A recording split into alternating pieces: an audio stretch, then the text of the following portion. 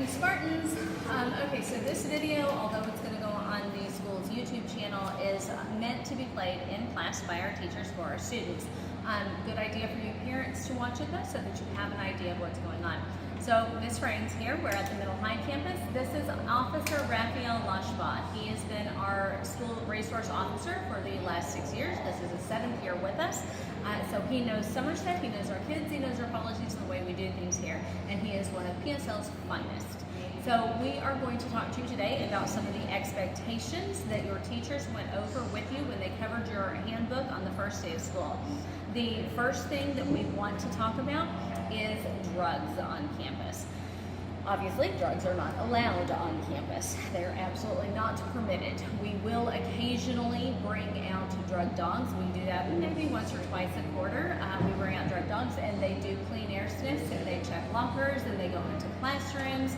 And if a student is caught with drug or drug paraphernalia on campus, they are not only dismissed, but I then hand them over to Officer Lashbat. I'm going to take a second and talk about the penalties for drug use on school campus. If you were caught with marijuana on campus, let's just go with marijuana. If it's under 20 grams, it's a misdemeanor.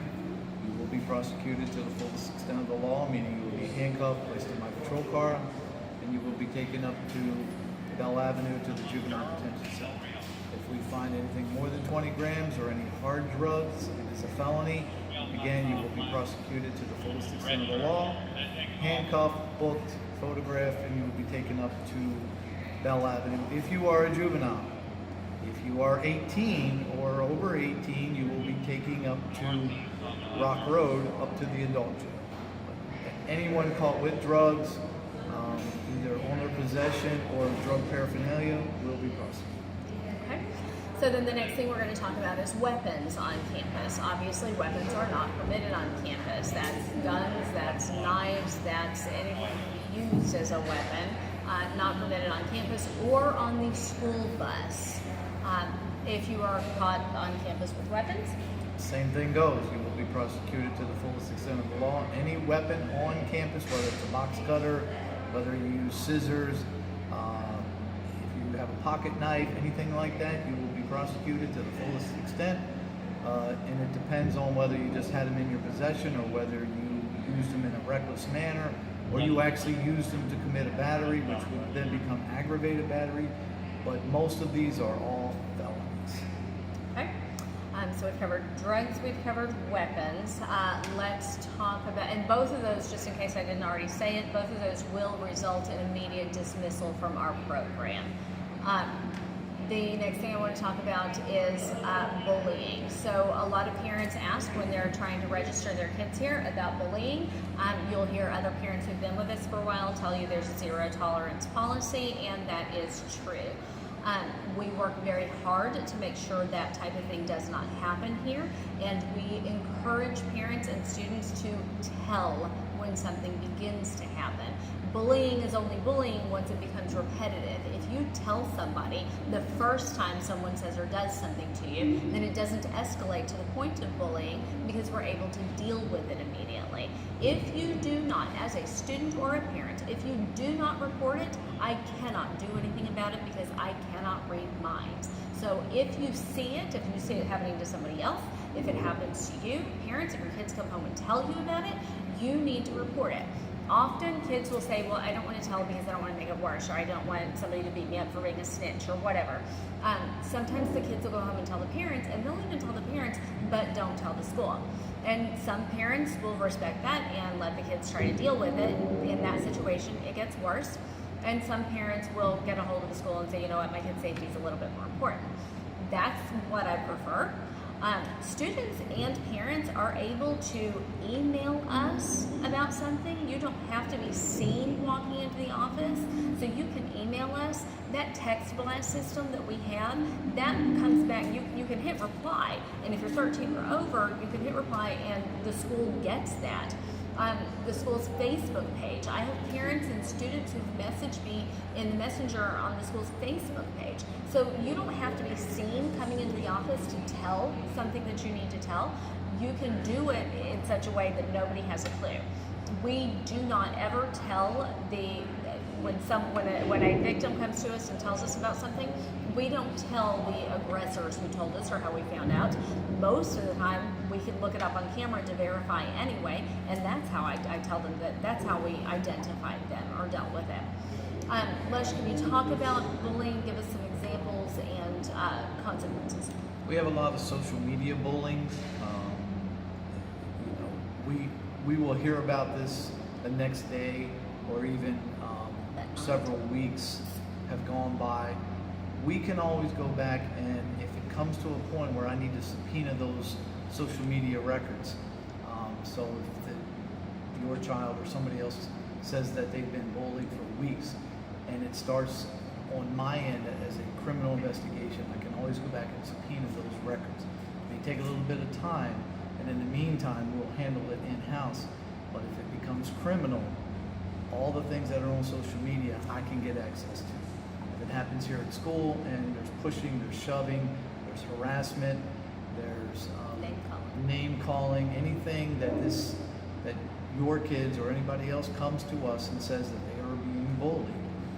We do have a bullying form that the county and Ms. Raines follows strictly, as far as you can fill out the bullying complaint form, it'll go through the school, and then it'll work its way down the chain of command, and it'll eventually wind up on my desk. I look into every single one of them. I do my own part of investigating of it. I will talk to kids, get written statements. If it becomes a harassing issue, and it's a misdemeanor, and the parents want to press charges, the child who is accused of bullying, if it is proven that he or she is bullying, will be arrested for it. So some of the other schools will tell you if it happened on social media, there's nothing that they can do about it, that it happened outside of school hours or off campus. I will tell you that anything that affects my children in these classrooms, if it affects their ability to feel safe, it affects their ability to focus or to concentrate or to do their classwork, then it becomes our business. So I do deal with social media bullying as well as the in-person stuff at school. But again, you have to report it.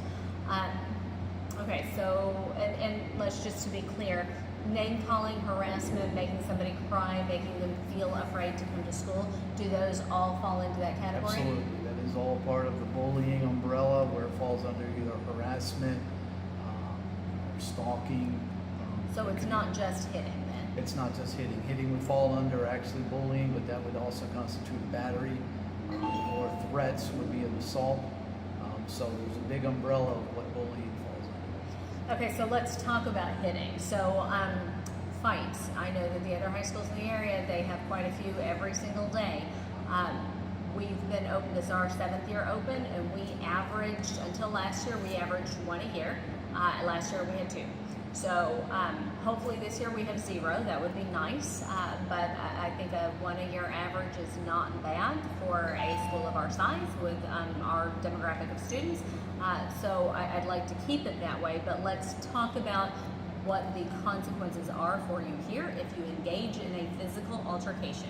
If you put your hands on another student in this building, and I don't care who started it, I don't care what preceded it, he may ask you the story when he's investigating, I don't care. I will pull the video, I will watch it, and once I see that there are hands on, that's it, we're done.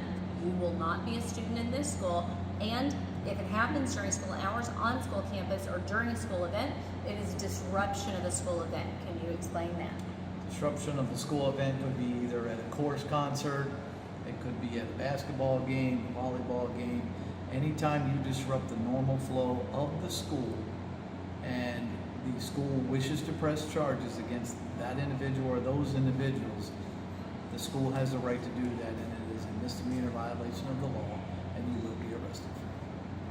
So just to be clear, because I know that I'm going to have parents who ask me and students who ask me, well, what if they hit me first? Are you saying I can't defend myself? That's exactly what I'm saying. So here's why, and I know that's going to be hard for some of you to swallow, so I want to make sure that I'm really clear about it. Someone, a complete stranger, is not going to just walk up to you and hit you for absolutely no reason. When there's a physical altercation, something has led up to it. Something has happened. Words have been passed, dirty looks have been given, he said, she said, but some that threats have been made, whatever, something has led up to it. That time frame, that lead up time frame before the actual engagement of the physical altercation, that is the time that you should have said something. You should have told a teacher, come to the office, told admin, gotten help, something. Now, if you're a middle school student or you're an undergrad, maybe ninth grade, and you are uncomfortable, coming and telling somebody, find an upperclassman. Find one of my athletes. Find one of my SGA or NHS kids. Those kids are all our school ambassadors. And our school ambassadors are there to help you. They are leaders in the school, they are in leadership positions, and they are there to help. So if you can't get to an adult, if you're like transitioning between classes, you don't see an adult nearby, but you see an athlete or you see NHS or SGA, you see an upperclassman, grab one of them, ask for help. They're going to help you. And the reason they're going to help you, and they're not going to make money, they're not going to tell, they're going to help you because they want the culture and the climate that we have here. They want that, they want to keep it the way it is. They don't want our school turning into a situation or a school where they have, incidents every single day. So students, you can ask teachers for help, you can ask office staff for help. Again, that text blast, that Facebook, that email, whatever. So there is always something that leads up to a physical altercation, and that is your time to get help. So that is why it does not matter who started it, because either party had the ability to get help before it got to that point. So we have a zero tolerance for physical altercations, both on campus and on the bus or at any other school sanctioned event. So we talked about drugs, we talked about weapons, we talked about bullying, we talked about fights. I feel like I'm forgetting something. Well, the one thing I want to touch on about the fighting is that, like Ms. Rain said, it does and it doesn't matter who hits who first. When it comes to the law, if somebody hits you or pushes you, the law expects you to retreat if you can. You can step back and go tell a responsible adult that somebody just put their hands on you. That is what you are expected by law to do. If you decide to engage that person and push them back, then it becomes mutual combatants as the law is written, and you are just as guilty. So that's why their rules are a little bit different than the state's rules. But if you choose to engage instead of retreating and either telling somebody or getting help, the only time that does not apply is if you're pinned in a corner somewhere and somebody is attacking you. Then you have the right to defend yourself. Then and only then. If you're out here in the middle of the courtyard or you're out here on the basketball court and somebody pushes you down and you get up and you throw the next punch, consider yourself just as guilty. And you will be prosecuted. Simple as that. We haven't had this issue, but we're going to go ahead and address it. Stealing, if you take something that does not belong to you out of another student's bag or a teacher's desk or wherever, if you take something that does not belong to you, 9 times out of 10, we've got it on camera, you're going to get caught, and that is, you are subject to dismissal for that as well as whatever the legality is for that. And the only other thing is the smoking. Okay. The smoking cigarettes, drinking alcohol, or vaping on campus fall into the same category for us, for the school. It falls into the same category as drugs. So you will be dismissed. So if you are caught smoking cigarettes, if you are caught vaping, if you are caught drinking on campus, any of those things, you will be dismissed. Under the age of 18, you cannot possess it. You cannot smoke it. You cannot give it to another student. If you are 18 or over and you are allowed in possession of it, you cannot have it in school. It's just like cigarettes and alcohol. So it all pretty much plays into the same thing. Okay. Okay, what else did we forget? Student drivers, maybe. You want to address that now? Well, we can do that on another video. So we'll talk about student drivers and some other parking situations on another video. If there's any questions about any of this, obviously call the school. You can call me directly at the school. I would be more than happy to answer the questions. I know there's always a what-if scenario. Every situation has its own little scenario. Give me a call if something's happened to your child before in the past and you say, well, what if this happens? You can come in and we can sit down and we can play what if all day long, and I'll educate you as well as your students or your children as far as what the state expects.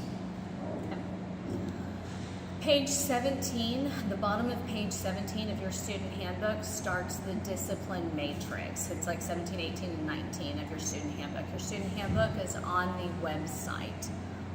Every student in this building signed a contract stating that they had read and understood and agreed to abide by their student contract. In addition, or their student handbook, I'm sorry.